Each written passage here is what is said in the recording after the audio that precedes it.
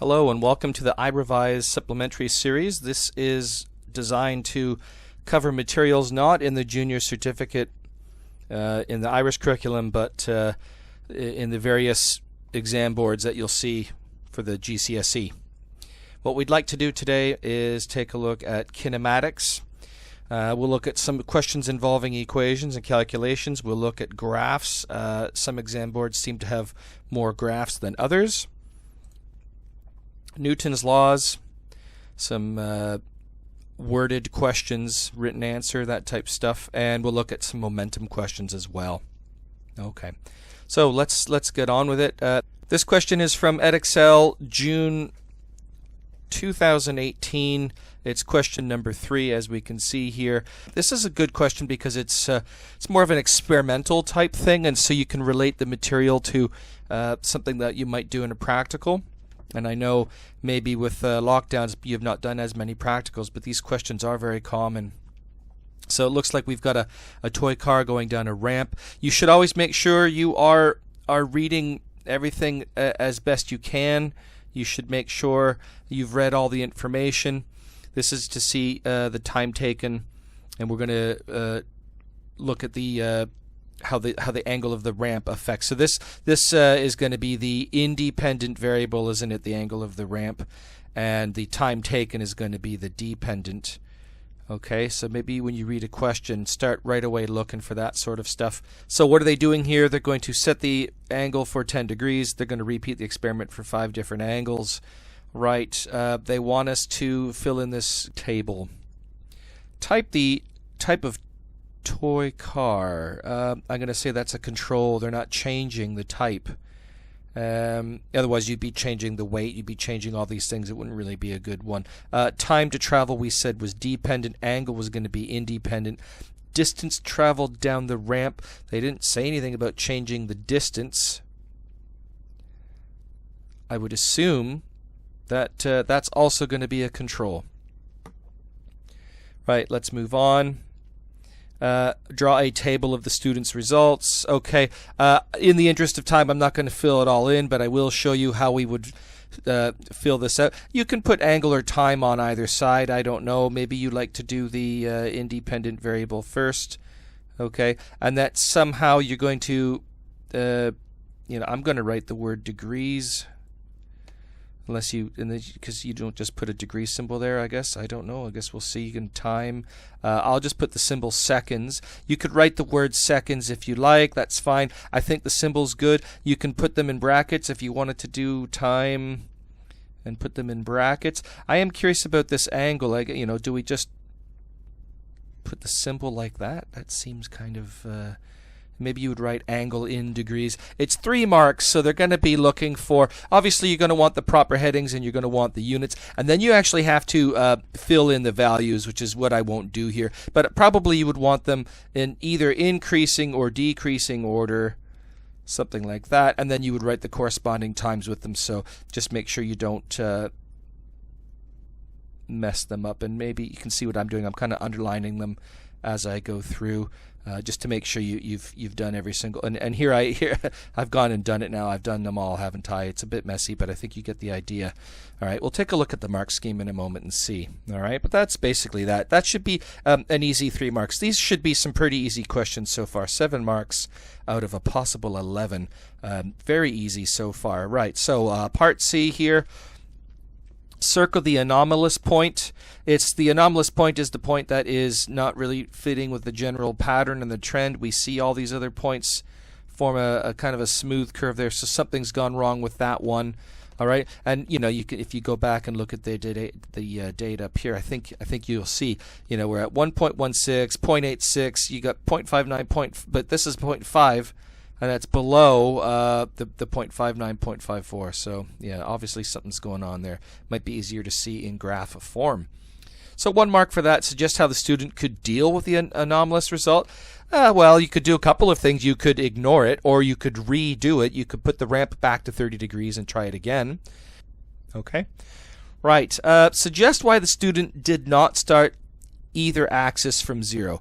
Well, I think if we were to be at 0 degrees, you'd have a horizontal line, and if you've got a horizontal line, that car's not going to roll anywhere. So you could just say we can't start at 0 degrees because there will be no gravitational component to roll it down the hill. Why have they not done the time in 0? Well, I mean, that's a good question. I think you probably should. And what ends up happening by not doing it at 0 degrees? See, what we should have is an inversely proportional relationship. But because we haven't started at 0 degrees or at 0 for the time, what that's going to do is that's going to shift things over. And can I change colors here? Yeah. So what will happen is now your 0 line is here, and so now this graph will actually intercept the y-axis. And because it's been shifted down, I imagine that if you were to go higher up, now it might level off, it might cross into the 0 line too. We've basically shifted the origin up and over, and I would suggest not doing that. This is something we always tell our students in GCSE to not do that on your graphs. I know in your math class you're told to do that. Let's see what the reasoning is on the mark scheme for what they've said there, because that's interesting to me. Obviously, we can't be at 0 degrees, and maybe they just didn't want a whole bunch of empty space there. I disagree with that, but we'll see what they say. And that's the end of the question. Let's take a look at the mark scheme here. So looks like we had that correct for part A, so that's fine. 1 mark for each correct row. Well, I mean, there's 4 rows, so it's just about getting each of these done correctly. I don't see. Do not award each mark if 2 or more ticks are in the same row. Okay. You can't have the angle of the ramp being both a control and an independent variable. So if you've got a little common sense, that should be fine for you. How are you going to be marked for filling in the table as we had just done here? Well, only 2 columns and rows with headings angle and time. I suppose you could have, like they're saying rows, you could have done it as a horizontal table. We tend to put the, oops, I don't want to close that. We tend to want to have columns for the data. That's probably the way to do it. Ignore a 3rd column or row. So don't put like trial 1, trial 2, number 1, number 2. Just put the angle and the time and leave it. That's fine. What else does it say here? Correct units have to be included. There are details here. Reject if any units given with data values. Okay, so don't put the units in with the data. They should be up at the top, the one time only. Okay, don't write deg, don't write sex. Units can be given in words or symbols. Okay, so if you didn't feel comfortable writing out degrees, just put the symbol, that's fine. I had written the word, you'll recall, I had written the word degrees, but don't write deg for short. We don't do short forms on the words. It's either the symbol or the word, not in between. Okay, units can be given in words or symbols, yeah, and then you do a slash, or you can put it in brackets as well. That's fine, they said. Data for angles given in ascending or descending order, and all data given to the same precision as the paper. Okay, right, we didn't talk about the decimal places, but they gave us 2 decimal places, so that's how you would write that there. Okay, and I guess it makes sense, since this was the independent variable, you would do increasing or decreasing order and then have the times matching. Okay, so that's that question there. Oh, on to question C here. Yeah, so the one that 30 degrees, we circled that point. That's right. Why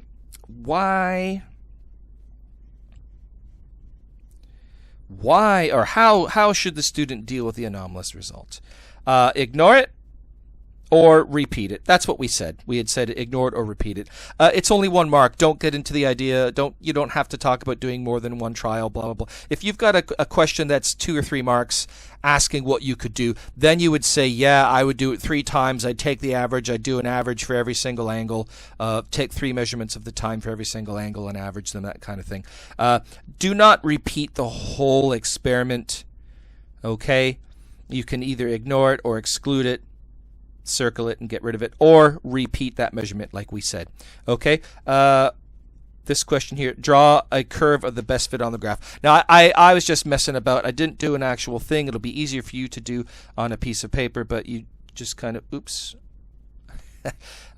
keep my finger off as I'm drawing the line. You just kind of want to have it go through and touch every single one is what you...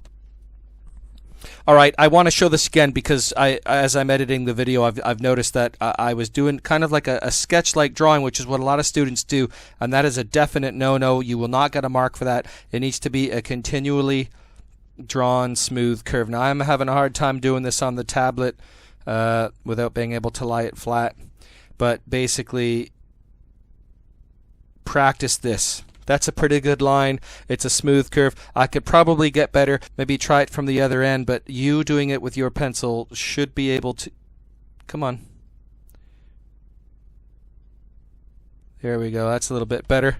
Okay, you should be able to do it in one smooth motion. Practice that. Okay, none of this kind of sketchy lines to try to get all into one curve. You will get a 0 for that. Just beware. The last question. Suggest why the student did not start at the 0 axis. Okay, I'm interested in what they say here because what do they say? Any one of these answers, any one of these, it makes better use of the grid. Okay, I don't agree with these, but these are what they're telling you to say. Time would never be 0. Okay. Fair enough, but that I don't know. Ramp would be flat, car would not move. Okay, so that's what we had said before. Now that's to not have the time or the angle start at 0. Never said anything about the time. There's no results taken below 0.5 seconds or 10 degrees, so you can have a minimum. You know, here's your minimum value here is 0.5. So I you know what? I suppose if we did start this thing at the origin, your scaling here would be all skewed and it would be a little bit different. So, I mean, I don't personally agree with it, but this is what they have for this. This is the, remember, this is the Edexcel board. So any of these reasons are good. Again, you don't have to agree with something to give the answer. Okay? No results at the origin. I wouldn't, oh, it says allow. No results at the origin. Oh, well, that's not a bad answer, I guess. I said here car would not move at 0. That's what I had said before, but you got some other ones there as well. Okay, just think of something that would make sense for you and write that down. It's only 1 mark, so you don't need to dwell on it too much. Right, let's move on. The next question I've got for us here is an AQA question. This is from 2018. It's a paper 1. It's a higher tier, and we were looking at question number 4 on the AQA here. Right, this is kind of a straightforward one. They start off fairly easy, and then they move on from there. It appears I cannot draw on this one. Right, so we'll just have to listen to what I say. The cyclist rides along the road. The blank energy store decreases. We'll guess chemical energy there. The speed of the cyclist is constant when the work done by the cyclist is blank, the work done against resistance. The speed of the cyclist is constant when the work done by the cyclist is blank, the work done against air resistance. I guess equal to. Right? I can't write it down here, but you know from your Newton's laws, if you've got no net force, meaning forces are balanced, you'll have no acceleration, meaning the speed is constant. So we'll say that the work done is, the speed is when the work done by the cyclist is equal to the work done. Yeah, okay. Remember that work is, I wish I could draw on here. Remember that work is force times displacement. So the forces are balanced still for the same displacement, the same distance that would be going. So I'm going to guess equal to on that one. Let's take a look at that one now because I don't have any. Yeah, equal to. Okay, or allow same as. I hope that makes sense. I hope that's fine. I will do one question at a time when we look at the scheme here because I don't have access to a pen on this one for some reason. So write down the equation that links power, time, and work done. Now, they like you to do the words. You can do it with symbols as well. Power is equal to work divided by time. P is W over T, and you see that here. So that's fine. Again, hopefully that's an easy 1 mark. Calculate the work done by the cyclist when the power output is 200 watts for 1800 seconds. So that the power output is 200. That's going to be equal to W over 1800. And so you can either rearrange and substitute in first, or you can substitute in and rearrange. But it will end up, the work will have to be larger, won't it? Okay. I think a tendency would be people very instinctively, they see the equation up above, P is W over T, and they go, oh, I'm going to divide this by this. I'm going to divide the watts by the time. And the other thing, too, is because this is given in watts, that W, a lot of people will mistake that for work, and that's a problem. That's not the case. Okay, it is work is equal to, divided by the 1800 seconds is equal to 200 watts. Okay, do not confuse the symbol for work with the unit symbol for watts for the power. Okay. Anyways, you go and you rearrange and you get a large number, as I hope you would expect there. Moving on here. Now, this is a tricky question here. Calculate the percentage increase in speed. Now, percentage increase means we are going to take a look at the difference divided by the original power output and then multiplied by 100. Right? So, it's going to be the difference. They said that calculate the percentage. Okay, so we're going to have to go, look at this. So 200 watts, 300 watts, we're going to have to go back up to the table, and we're going to have to, 200 watts looks to be about 9.5, and you can see 300 is 11, and that's where they got those numbers in the mark scheme there. So 11 minus 9.5, the difference is a 1.5 meter per second. Yeah, difference.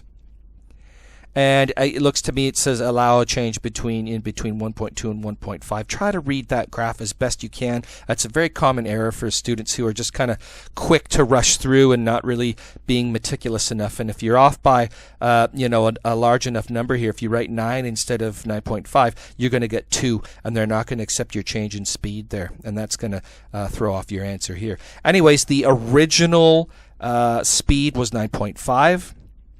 So 1.5 divided by 9.5, we make that into percentage. It's a 15.8% difference. Okay, allow an answer consistent with their change in speed. So if you did mess it up here, you'd get an error carried forward here. Okay, and an answer of about 16%. That's fine. Okay, you can keep 1 decimal. I wouldn't round it necessarily. It's always nice to keep at least 1 decimal place, I would say. Look at your particular exam boards for how exact they are about that, though. Okay, it could vary. The maximum speed, this is 4.5. The maximum speed for the cyclist that he can travel on the road is 14 meters per second. How does this cycling uphill affect the maximum speed of the cyclist? So here's a little mini written answer part. Let's think this through. So the maximum speed the cyclist can have is 14 meters per second. Let's look at the graph. That's the maximum he can go. What's happening to this graph? As we increase speed, we are increasing the power. But you'll see that the speed is increasing at a decreasing rate. We're getting this diminished return type thing. Well, what's happening? Looks to me like this person is going uphill. Okay. If that's the case, does it make sense to you that the more power output is not equating to an equal or proportional output in speed? Because you're going to have to actually work harder and harder to go up the hill. And so the speed is going to max out at a certain amount. Is that what they're saying here? Okay. How does cycling uphill affect the maximum speed? Okay, so this graph isn't even talking about going uphill. This is just as it is. Okay, you've got air friction, okay, air resistance. I don't know if that's a factor or not. We'll have to see. Okay, but definitely for now, we know that the harder you cycle, you're going to have mechanical friction, and eventually we're only human. We can't go. We're not like an engine. We can't go faster and faster at a proportional rate there. Okay, so it does tend to level off. Now, what's that going to mean then specifically? How does cycling uphill affect the maximum speed? Ask yourself, is it going to go up or down? So that's one mark, and then come up with your explanation. I would imagine, I think we all agree, okay, we've probably all had this experience at some point or another, cycling uphill, or at least you've seen somebody do this. You know that it's harder work, so the maximum speed will be lower. Why will it be lower? Let's talk about it in terms of the physics we've been talking about, okay? Power output, the work being done, that type thing, okay? The work being done, oh, didn't we have a question up here? Way back in part 1. The speed of the cyclist is constant when the work done by the cyclist is equal to the work done against air resistance. Okay, so if we were to talk about in terms of work being equal, okay, if you go up a hill, you're going higher up, you're actually doing more and more work because you are increasing your gravitational potential energy, aren't you? So all of your output of you cycling on that bike is not going to go exclusively towards the kinetic energy and increasing the speed. Some of it's going to increase your gravitational potential energy. Okay? Now, I believe I had a peek before, and I don't think that they like us talking about air resistance here. So just be forewarned. I think, let's have a look. Okay? Maximum speed is lower. Yes, we did say that. That's fine. Why? Because maximum power output of the cyclist is constant, but additional work is done against gravity, or gravitational potential energy is increasing. So that's what I had said. Right. Okay. So I think probably my answer probably would have had about a 2 out of 3 there. Okay, we had said the maximum speed needs to lower. We didn't say why it needs to lower. We talked about things, you know, it will be constant if the work done is equal. Now, it's not the work done against air resistance here, because they didn't say anything in the question about drag. They didn't say how does cycling into the wind affect the maximum speed. They said uphill. So you need to change. It will not be work done against air resistance. It's work done against gravity, as we saw here. Additional work is done against gravity. So that's the difference there. All right, and we had said that, but we needed to address, well, what's going on? We did say it, but I don't know if we wrote it down, about the maximum power output of that cyclist being constant. And so you're going to have to give more and more to the gravity, or to the increasing GPE, gravitational potential energy, then less will be available to increase the speed. I guess we did kind of say that. It's tricky because for whatever reason I'm not allowed to draw on this particular.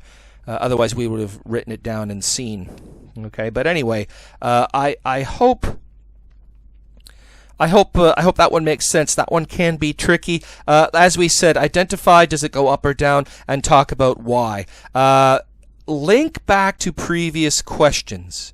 It's not so obvious to go this far back and swap out air resistance for gravity, but I hope that makes sense. I hope that's something you can look to do on future questions. Use these, on most exam boards it's part A, part B, part I, double I, triple I. Use previous answers to help you out. So we looked all the way back to 4.1 to help us answer 4.5. I hope that's helpful. Right, this one here is from the WJEC. This is the June 2016 paper 2. And this is question 6. Now here, the WJEC is very, let's say, keen about graphs. They're very eager. They'll have a lot of graphs on there. And this is a interesting one I chose because I just saw this. This is, again, another cyclist.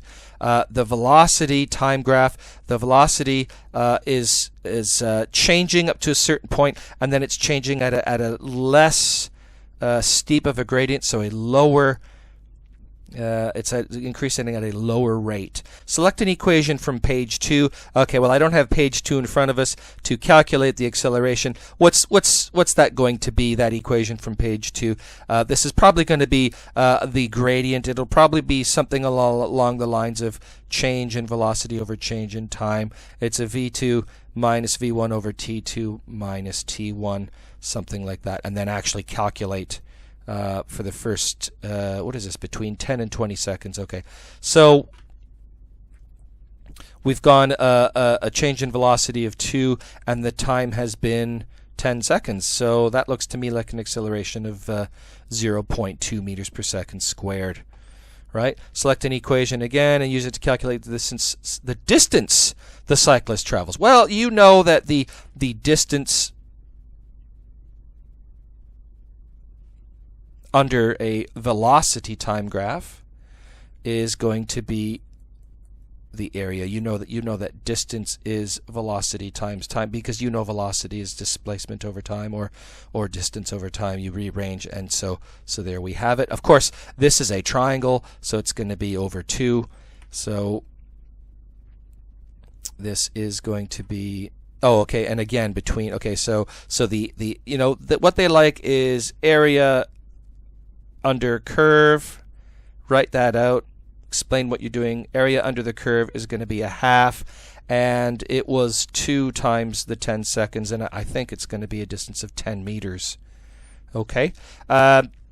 You can check out various review videos if you're not sure about this sort of thing, but there's a channel called 10-Minute Physics which does a really good breakdown of the graphing related to kinematic equations. Okay. So what else? After 20 seconds, the cyclist continues at a constant velocity for 15 seconds and then decelerates to rest with a constant deceleration. Use this information along with the equation to complete the graph. Okay, so after 20 seconds, they're going to continue at a constant velocity for 15 seconds. A constant velocity. So it's not going to change. So 15 seconds is going to take us to here. Each of these blocks is worth 1. So you just count over 5, and that'll make this distance here 15 seconds. And then it's going to decelerate. It's not fun when you got to flip page to page, is it? Let's see. 0.5. Okay. Now this deceleration here was 0.2, and it was a different. It was 2 meters per second every 10 seconds. We're going to go 5 meters per second every 10 seconds. So we're going to go here from 35 to 45, and that distance that we're going to go is going to be 5. So we're going to go from 10 down to 5. 5 is here. We're looking at the smack dab center of this square. That's not bad for my pen.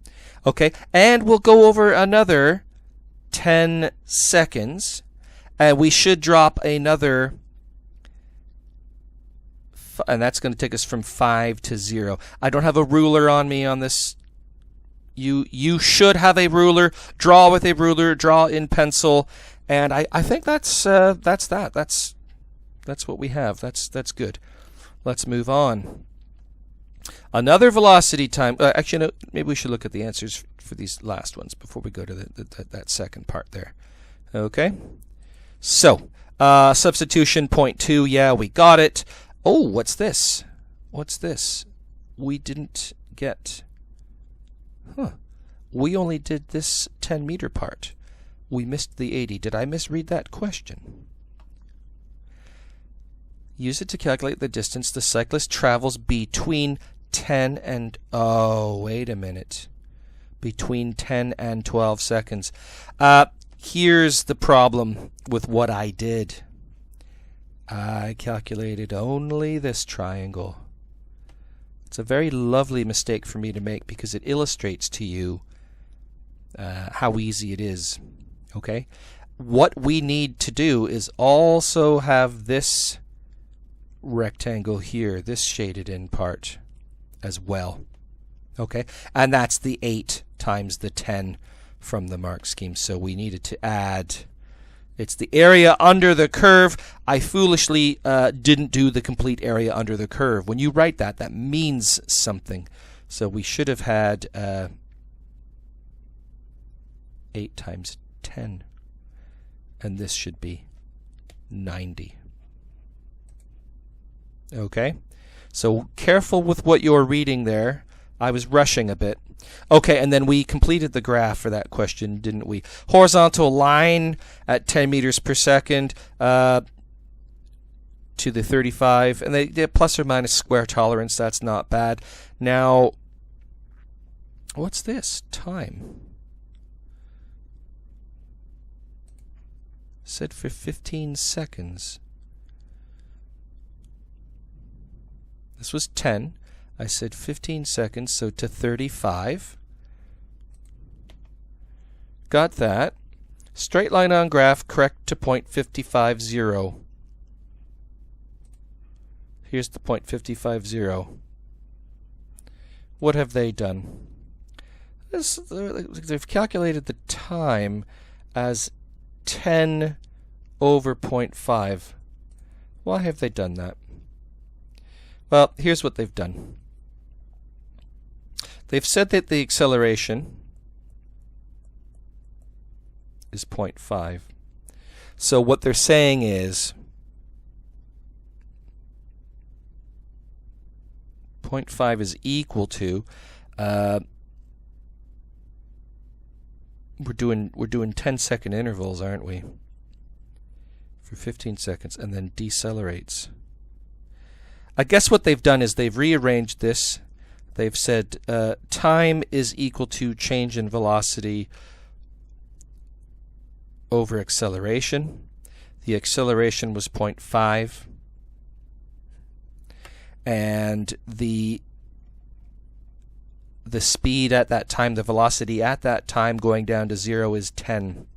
Which is why they've done, this is why they've got 10 divided by 0.5 there. Yeah. 10 divided by 0.5.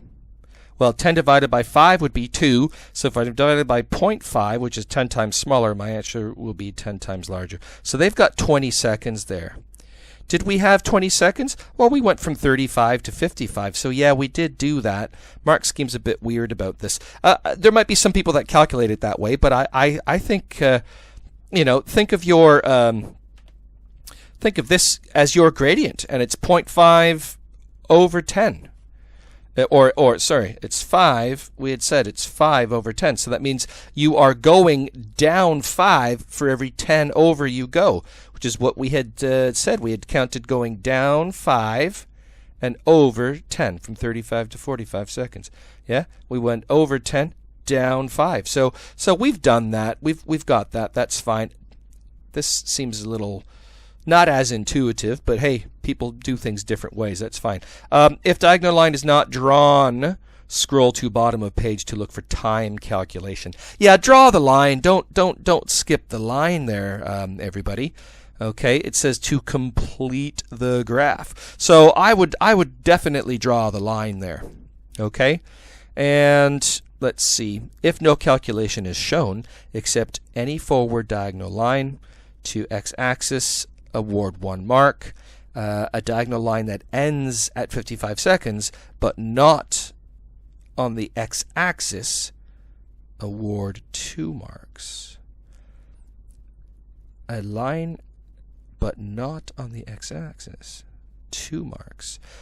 Limiting 2 marks. I'm imagining if you had done something where you had drawn to here because of the time, but you weren't on the x. You're only going to get 2 marks instead of 3. Okay, I hope that makes sense. A pretty straightforward question. You might need to practice these. Some people do need to practice these to make sure they've gotten it, but I think that's okay. All right, and real quick, let's take a look at question B. I'm not going to write out full sentences just here in the interest of time, but what I would like to do is just talk about the strategy of how we would handle a question like this. So this is lovely. This is a great one because these are all 6 marks, right? These written questions. And these are very common in the WJEC. But you've got 3 sections in which we can discuss. So we can break down between A and B, between B and C, and then between C and D. Talk about the type of motion in each region and the forces acting in each region and how they compare. So you could say a few things. If we were to talk about A to B, we could say, at A, the diver falls. We could say, I'll just use it like a little. I'll just say here that the net force is equal to the weight only. Obviously, you're going to write this out in full sentences and use your grammar and everything. I'm just jotting down some ideas that we can check later, okay? Just to kind of model how you would think. So, right, so when the skydiver jumps, the net force is the only thing acting on it is the weight. So that's the net force. It's going to accelerate. So the acceleration is going to not equals 0. There's going to be a net force. There's going to be an acceleration. The velocity is going to increase, but you'll see it's increasing at a decreasing rate. So you'll say, well, it's going to increase at a decreasing rate because as the velocity increases, the drag increases. As the drag increases, F net approaches 0. Eventually, the drag will equal, we're not changing the surface area. This skydiver is going to jump out, and the drag will increase as a function of the velocity. I believe it's a function of velocity squared. And once those forces equal, then we're at this spot here. So you could break up this region into two parts. You'd have what's happening here, and then what you have what's happening there. Okay, and so in that second bit, once we've got the straightaway, we know that when the net force is equal, net force is equal to 0.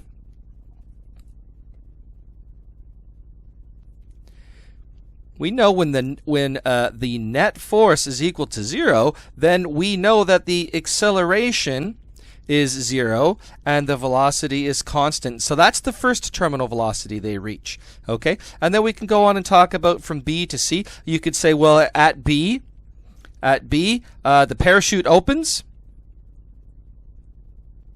Okay, so the parachute's going to open, and there's going to be a huge drag force all of a sudden, and that drag force will be much larger than the weight. There will be a net force which is going to be directed upwards. And that net force directed upwards is going to be meaning that there will be an acceleration going upwards. There will be an acceleration upwards. The velocity is down. What this is a deceleration. It is slowing that object down. Okay, and that's what happens, and it'll be a sudden, huge change in velocity very quickly. Now it's also decreasing at a decreasing rate. If you look at both of these curves, they level off to 0 in both cases. The gradient is 0, which means that the rate of change of velocity in time is going to be 0, and so it's going down to 0. So it's decreasing at a decreasing. Here it's increasing at a decreasing rate, and from B to C it's decreasing at a decreasing rate. Okay. Now, I do want to say what I've had some year 9s in my past kind of get confused about this. When the chute opens up, they'll see it from a skydiver video, and it'll be like a camera, and that skydiver shoots up. And they'll tell you, because of the frame of reference of the camera, oh, well, the skydiver's gone off screen. They'll say, oh, the skydiver's gone off screen. That means that they're moving upwards now. No, they're not moving upwards right now. They're still falling. They're just not falling at the same rate. They're not falling as fast as that skydiver that's holding the camera. It's like if you're neck and neck on the highway with a car, they slam on the brakes, you keep driving forward. They're not driving backwards all of a sudden. They're just slowing down. That's all it is. Okay? So anyway, let's say here parachute opens, huge drag, and you can say, something along the lines of decreases at a decreasing rate, and it's going to level off. The gradient will equal 0. What's that mean when the gradient equals 0? Now we're into the CD zone here. Okay, when the gradient is equal to 0, this is the second terminal velocity. Why is there terminal velocity? Well, acceleration is 0. Why is acceleration 0? Because the net forces are balanced. What net forces? The net force is 0. The net forces are balanced. What are we talking about? We're talking about drag equaling the weight once again. Okay, and what's actually happening is it's a larger drag. It's a huge deceleration. We want that, but then eventually, as the parachuting, as the skydiver is slowing down, even though they've got a larger surface area, they are still slowing down. And so the aspect of drag, which is related to velocity, when they slow down, then that drag will reduce, and that drag will no longer be greater than the weight. It will even off and end up being the same. So you see what's happening. Initially when they jump, the drag is less than the weight, and it eventually catches up and they equal each other because the object or the skydiver speeds up and the drag increases so that they can be equal. Then they open up the chute, huge drag, and it's larger than the weight, but then it causes it to slow down, and eventually it'll even out. And so again, we've got second terminal velocity, a second time the forces are balanced. Okay, I'd say something along those lines. Let's see what the mark scheme has. Okay. When the skydiver first jumps, the only force acting on it is the weight force. Yes, the skydiver speeds up. As the skydiver speeds up, the air resistance increases. This resultant force decreases. The acceleration decreases, and we eventually reach a terminal velocity speed. Now, you could get 2 or 3 marks out of there. Again, you don't have to break it up with these 3 sections as being 2, 2, 2. You might do 3. You know, if you take a look at the way this works, you might do 3 here. 2 here, and this last bit's 1. I feel that's kind of how we've answered it. Okay. At B, the chute opens. The air resistance is now much larger, and that's going to cause it's a very rapid deceleration. I'd say that's 1 mark. The skydiver slows down. The air resistance decreases, and the resultant force decreases. The deceleration decreases. Okay, this is your 5th mark, and then it decreases to a point where we're again at terminal velocity, and again constant speed as the forces have balanced again. Okay, and on a side note, just for the mechanics of it all, you'll note that, I don't know what the scale is, but you'll note that that is a very low velocity. So that's the idea. That's how it works. Okay, so yeah, I realize it's a bit rushed, maybe a bit choppy. I'm not writing the full sentences. Take a look at your mark scheme here. You know they always talk about using proper terminology, spelling, punctuation, and grammar. I wouldn't just jot everything down in point form, and I certainly wouldn't use my kind of stenography shorthand here. I would write full sentences about what we've talked about. The idea is to for you to listen to how we would wrap our heads around this and how we would break things down. You can practice your writing on your own. I hope this explains kind of the physics for it. This is another WJEC. This is obviously question number 2. This is from January 2016, paper 2. These have all been higher tier, by the way. All right. Use the graph to find the total time that the train was traveling faster than 5 meters per second. Well, I'm going to grab a ruler. You're going to grab a ruler. And you're going to say, hey, I was faster than 5 meters per second from 0 to 20. So that's 20 seconds. And also from wherever that mark is up to the end there. Now, to me, that looks like 120 minus, let's see, these seem to be marks of 2, don't they? 2, 4, 6, 8, 10, 2, 4, 6, 8, 10. Right. So now I got halfway through the second and third. So that to me looks like an 85. So let's see. The difference between 185 is 15. So I'm going to say that the difference between 120 and 85 is 35. This is 20. So I'm guessing that our time is 55 seconds. Let's move on. Question part B.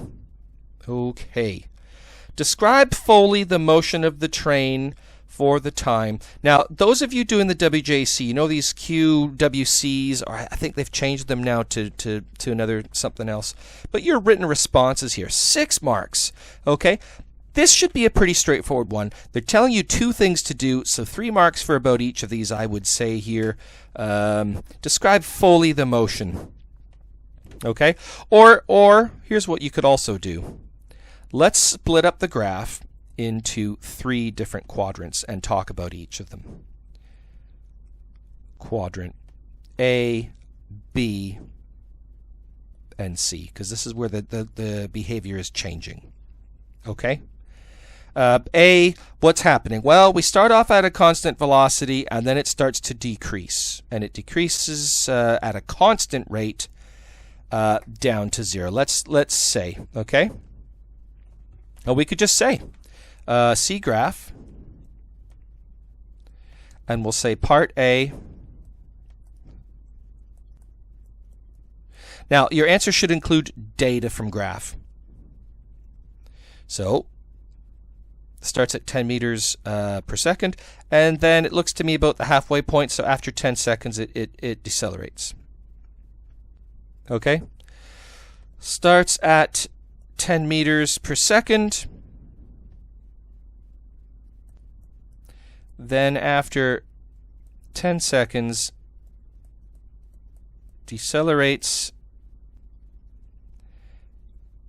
at a constant rate. What else could we say? The constant rate for, it looks to me, a total of from 10 to 30, so a total of 20 seconds there.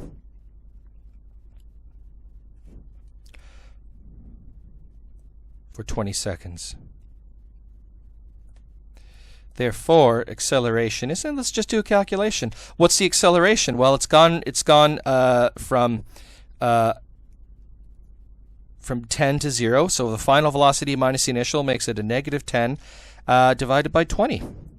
And so the acceleration is going to be a negative 0.5 meters per second squared. Let's just double check. So if we go down 10, sorry, I've gone down 5, the time has passed 10. 5 over 10, half, yeah? If I go down 10, it's 10 over 20, so yeah, I'd say it's a half, isn't it? So there we go, that's fine, that's part A. Let's go on and talk about part B. Part B is very easy. The velocity is 0, and that lasts from 30 seconds to about 60. Well, let's say 60, because it looks like there's a slight curve just going up there. So for 30 seconds, that's easy. Part B for next, what was it, 30 seconds? From 30 to 60, yeah. For next 30 seconds, velocity equals 0. Object at rest. Straightforward. Part C. Calculations of distance should not be given in your answer. That's interesting. Okay. Anyways, what's going on in the last one here? Well, we've got some curved lines, and so first we see we have the velocity increasing at an increasing rate, and then at some point here, this is what you call in calculus a turning point. It switches over, and now it's increasing at a decreasing rate. Okay. So we've got for the next 60 seconds. Yeah, and about halfway through, at about the 90-second point. Okay, so we'll say from 60 seconds to 90 seconds, velocity increases at an increasing rate. From 90 seconds, sorry if I'm a little messy here, from 90 seconds to 120 seconds,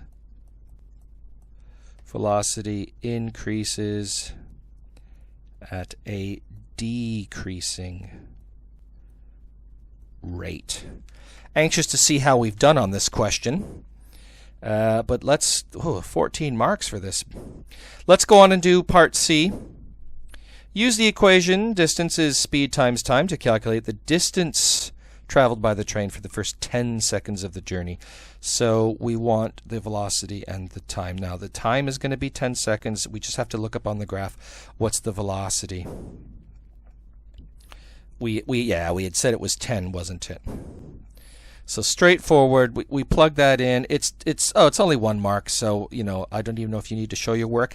Probably a good idea to do so because it prevents you from making these mistakes. I've written out the formula in terms of variables. I wrote down the variable I was given and said, look up off the graph.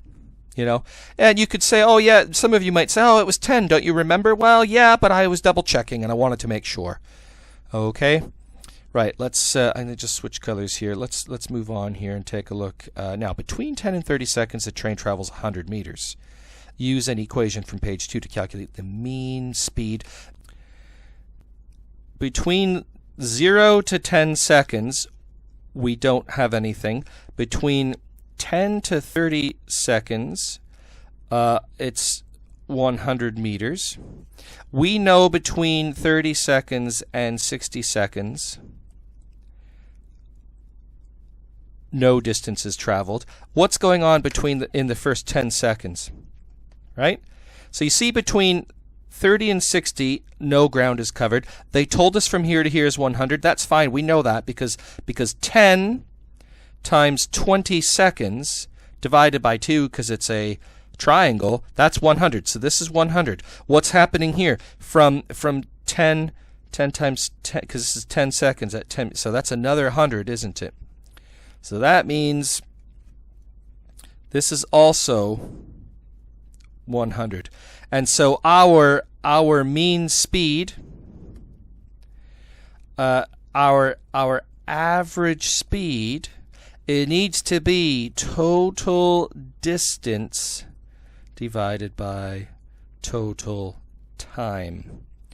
Yeah, this is a tricky question.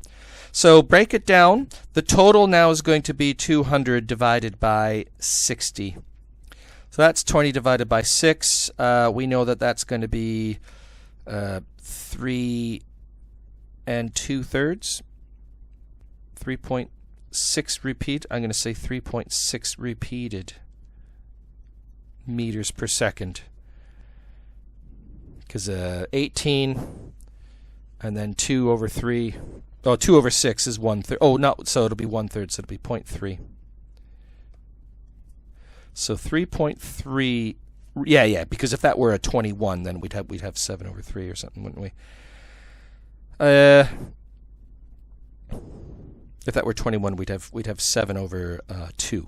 Sorry, so it'd be 3.5. So we're a little less. It's 3.3. Okay, that's a bit of a tricky one. They're giving you a lot of information, and okay, the main thing was between 0 and 60, the mean speed between 0 and 60. Your equation should be total distance over total time is your mean speed or average speed. Okay, on to the last question here, D. Use the graph to estimate with calculation the distance between 60 and 20. Okay, well, 60 and 120 seconds. Okay, well, we've got a symmetry argument here. We could say from 90 up to here, and then this at this 90, whatever this is gonna go across, and so we're gonna have a square here. So we'd have that area. Now, do you agree with me that we could rotate at this point? We could rotate this whole section here. We could rotate it up there. Would you agree? I would think so. I would think that this rotates up to here. And so we are looking at an overall block. We are looking at an overall block of 15 times, this is what, from 90 to 120, so 15 times 30. So I'm going to say 450 meters would be my calculation. Now, I've done the calculation up there. It says use the graph. It says with the calculation. I've done it up there. I'm going to write C above because I've done my calculation up there. I know you're not going to want to have to flip between, is this 2 or 3 pages? Yeah, this is like 1 page over. You're flipping back and forth. Do the calculation there. That's fine. Say C above, C page above. That's fine. But I got 450. If you want to redo it here, that's fine. You 15 times 30. But that's what I got. Let's take a look at our answers here. Okay, we'll go all the way back up. Okay. Yes, 55 seconds, that's fine. Answer alone gets both marks. It's always nice to show a little bit of a calculation. Okay. What had I done? I had drawn that line over, and then that's how we got the numbers off the graph, so could do that. Okay, indicative content, yeah. I'll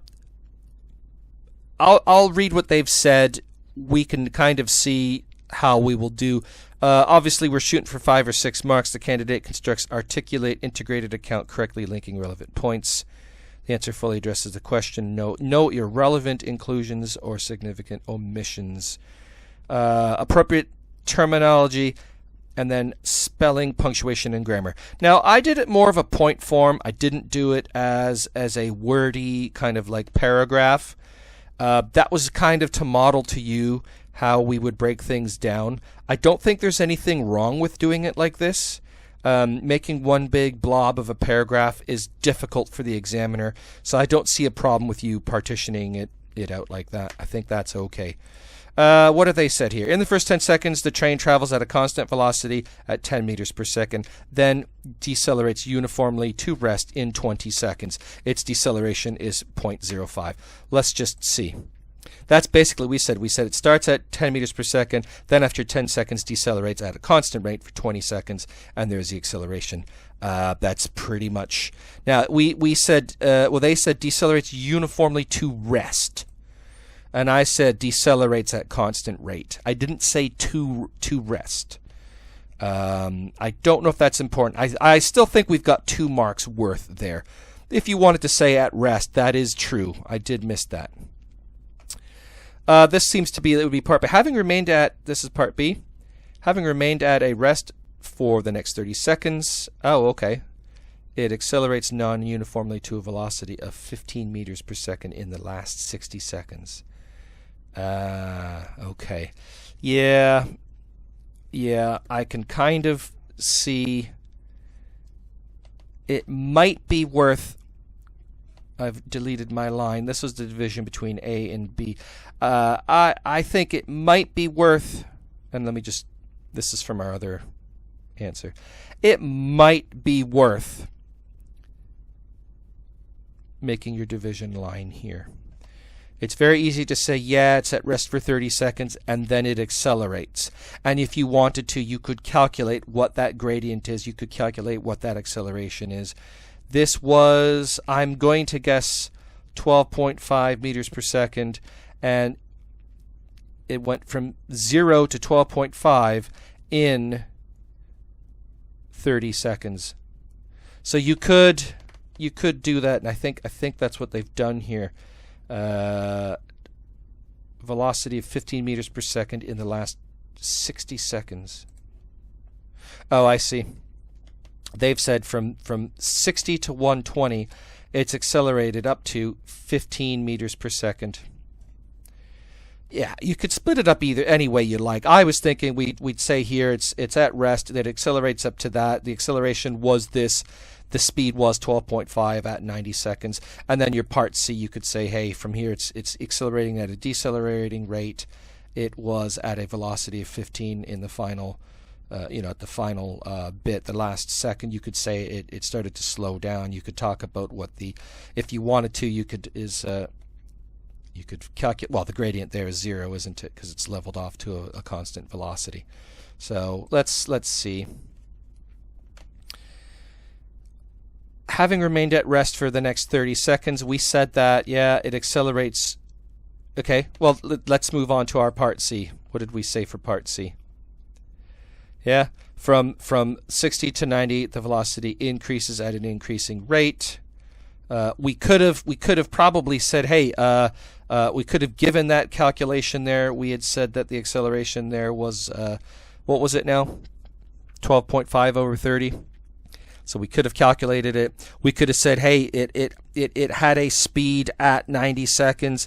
We could have said at 90 seconds the velocity was, I'm going to run out of room, 12.5. We definitely here, we could have said final velocity 15 meters per second. I did miss that bit out. So let's see. The acceleration increase and then decreases. The mean acceleration is 0.25. Mean acceleration 0.25 for the whole graph. If you did 10 to 5 or 10 to 15, which is 5, over 120. Well, I don't know about that. Well, it's 1 over 24, isn't it? That's not 25. That's not 0.25. I'm not sure what time period they're talking about there. Do we have enough for the 6? I think so. Acceleration increases from here to here and then decreases in there.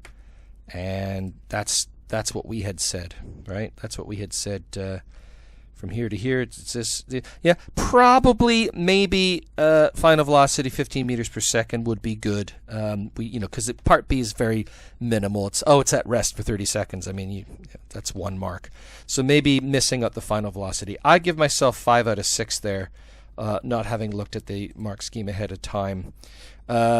What you need to do on these written answers is you need to go through them as often as possible and kind of look at how they write these things. Okay?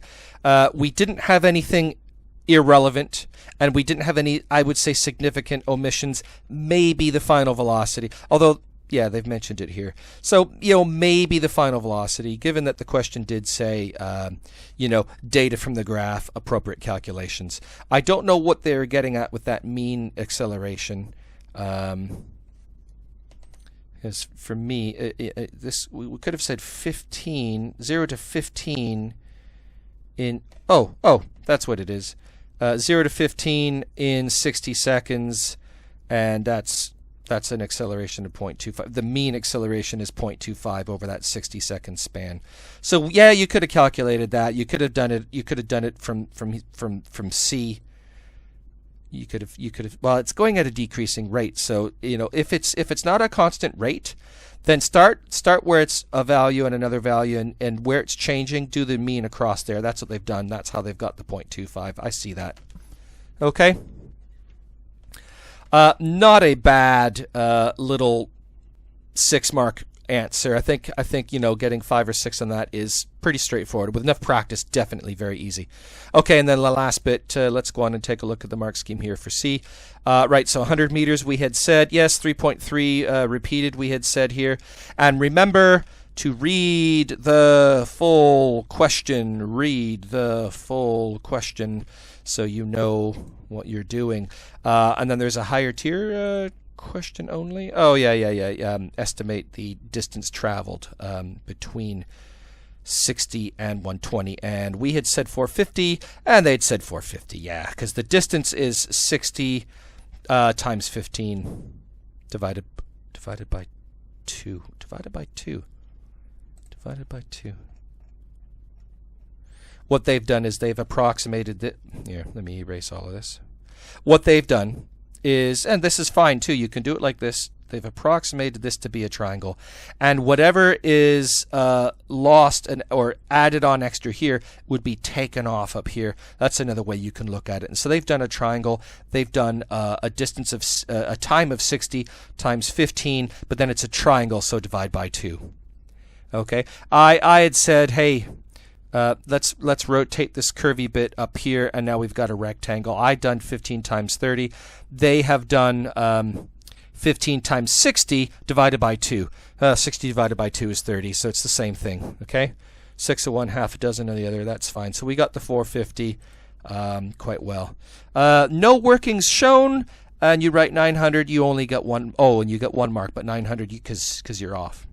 Separate added area calculations. Yeah, I mean, if you really wanted to make more work for yourself, if you really wanted to do, you could say, well, I'm gonna this is a square, and I'm gonna count all the squares in here, and I'm gonna count all the squares in there.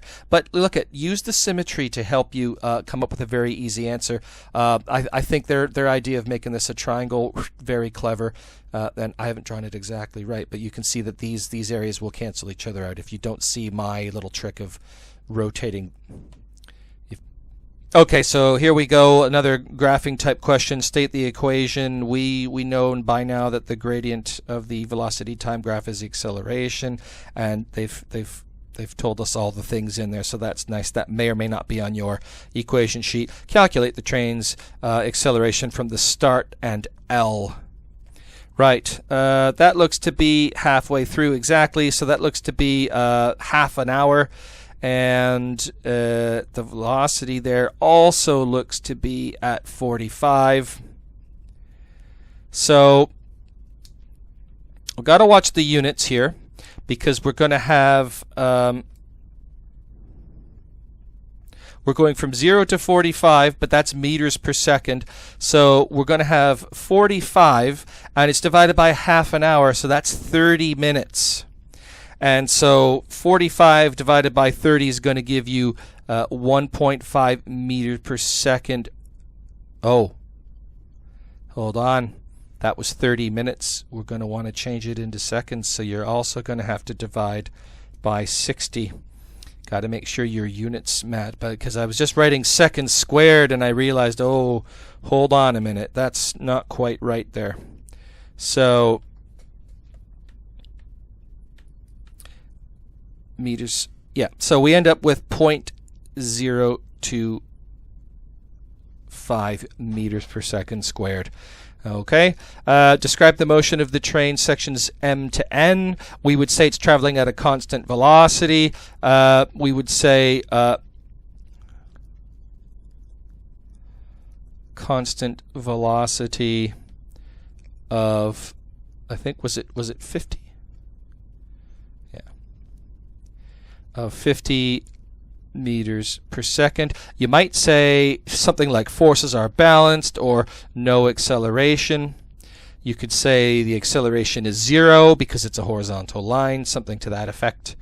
And then this last little bit here, so this is just a volumetric analysis type question, and these are very, you can expect these questions to come up. It'll be on a formula maybe you've never seen before. Student uses the graph to calculate the distance traveled by the train. Okay, and they write an equation shown in the box. Now you know that distance is velocity times time. We can see that there is some times 60s in there. Okay, 60 times 60. I'm assuming what they've done is they're trying to take, okay, let's see, this is area under the graph, and that's the distance traveled by the train. So they've taken the area under the graph, and the 60 times 60 is just, again, kind of what we had done here. We were converting the units, right? Now, the area under the graph, if we were to multiply this all out, is going to be in meters per second times hours. And that's why they've multiplied by 60 on the top, is to change the hours into seconds, and the seconds are going to cancel out. And then you can also see, because this is meters, what did they also do? They had divided by 1,000, hadn't they? So we would have had meters, but they've divided by 1,000. Now, we happen to know that 1,000 meters is equal to 1 kilometer. So what they've done is they've gone and changed the units. This is factor label method, and they've changed it into, so the correct unit that they have done is they've made a correction, therefore made it into kilometers. Okay, that's taken us up to about an hour. So we didn't get to finish momentum. So what we'll have to do is, in another video series, I will group in some more forces and momentum questions, maybe in with some topics on moments, levers. Thanks for watching, and we'll see you in the other videos.